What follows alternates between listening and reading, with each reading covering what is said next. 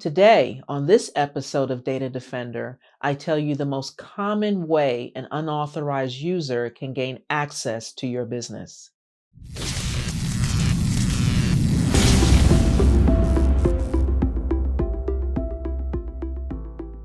Hi, my name is Renee Jones, owner of DefenseNDepth. Welcome to Data Defender, where our mission is to drive revenue and growth by reducing your vulnerabilities and risk and applying cybersecurity best practices. What I'd like to talk to you about today is the importance of awareness and training of your end users. The end user creates, modifies, deletes data many times during the day. Since organizations are connected pretty much like spider webs, and even within your organization, one department depends on another. An end user that is not trained in cybersecurity best practices could introduce vulnerabilities into your system. The best patching, upgrades, new hardware, new software won't matter if an end user is not trained in awareness of cybersecurity best practices and clicks on a malicious email. All of your efforts are done because they have introduced malware into your organization. Data is the prize for an unauthorized user. They don't need your servers. They don't need your firewalls. They can purchase those online. It's your data. It is the information about your business, your intellectual property, your users or employees' mother's maiden name, social security number, date of birth. That is what they are after. So awareness and training for the end user is important so that the end user can recognize when a business process is normal or when something just doesn't feel right.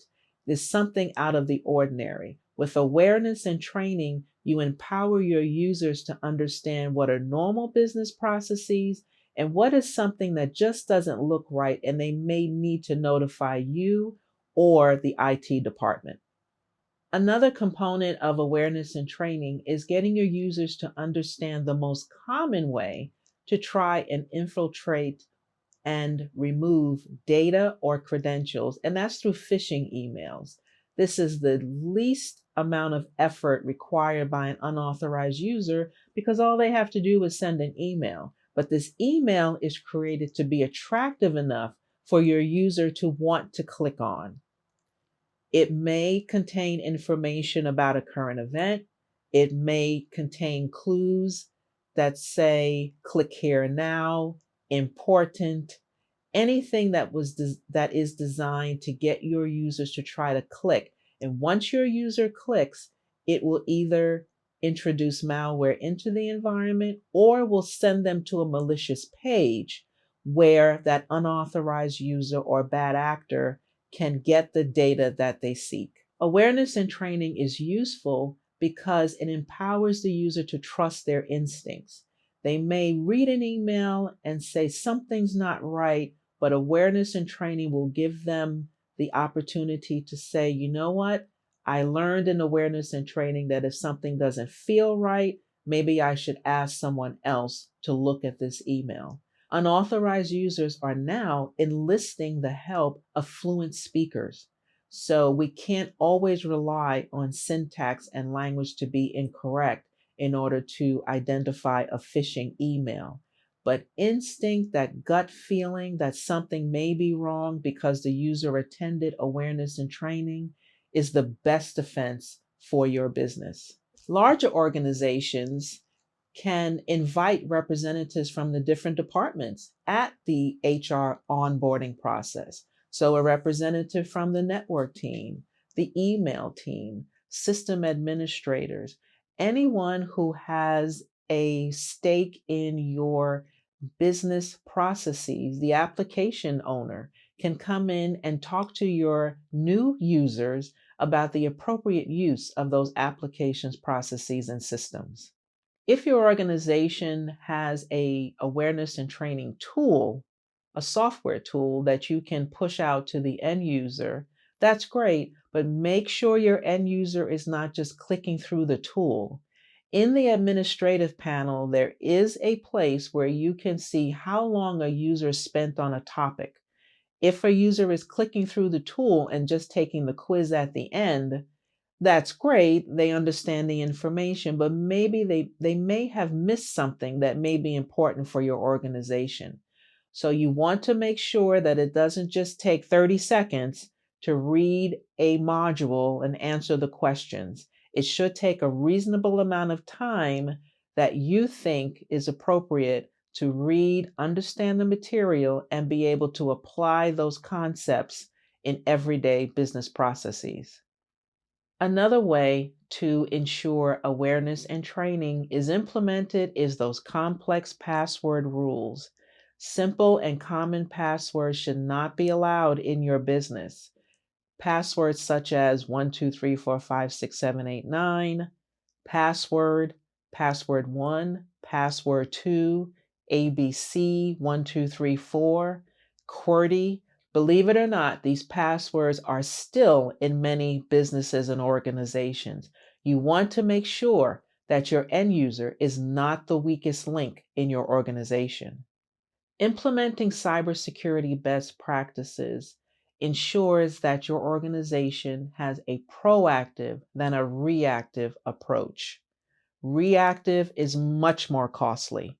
Proactive ensures that all of your users, all of your employees understand the best practices for ensuring the protection of your data and assets. Cybersecurity best practices prevents a knee-jerk reaction to an incident. And by that I mean, let's say data was compromised. You don't want a hair on fire response to data being compromised. Your cybersecurity best practices, along with awareness and training, will ensure that everyone is operating from the same playbook and will react with speed and accuracy to recoup those losses. Another aspect of best practices is recovery.